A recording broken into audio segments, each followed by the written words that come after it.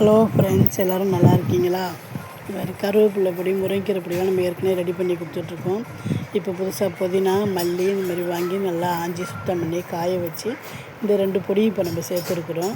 கருவேப்பிலை பொடி, முருங்கைக்கீரை பொடி, மல்லிப்பொடி, புதினா பொடி, எள்ளு பொடி, கொள்ளு பொடி, இட்லி பொடி, இந்த மாதிரி எல்லா வகையான பொடியும் நம்ம ரெடி பண்ணி கொடுக்குறோம். Chicken masala, chicken 65 masala, mutton masala, biryani masala, sambar தூள், குழம்புத்தூள், ரசப்பொடி, ஊறுகாய், மாதிரி எல்லாமே வீட்டு முறைப்படி சுத்தமான முறையில் தயாரித்து கொடுத்துட்ருக்குறோம்.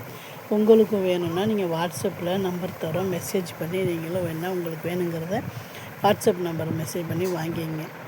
வீடியோ பிடிச்சா லைக் பண்ணுங்கள், ஷேர் பண்ணுங்கள், சப்ஸ்கிரைப் பண்ணுங்கள். மல்லிப்பொடியெல்லாம் பிள்ளைங்களுக்கு ஸ்கூலுக்கு இட்லி தோசைக்கும் தொட்டுக்க வச்சு கொடுக்கலாம். சோறில் போட்டு நெய்யோ நல்லெண்ணெய் ஊற்றி டக்குன்னு கலரி கொடுத்து விடலாம். எள்ளு பொடி, பிரண்டை பொடி, முருங்கைக்கீரை பொடி, இந்த மாதிரி பொடி பிள்ளைங்களுக்கு உடம்புக்கு நல்லது. எல்லா வகையான பொடியுமே.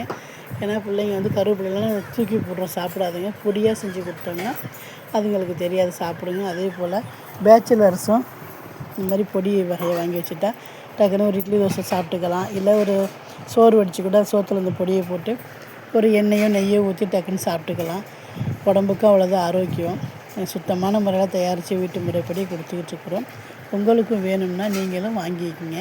வீடியோ பிடிச்சா லைக் பண்ணுங்கள், ஷேர் பண்ணுங்கள், சப்ஸ்கிரைப் பண்ணுங்கள். தேங்க்யூ.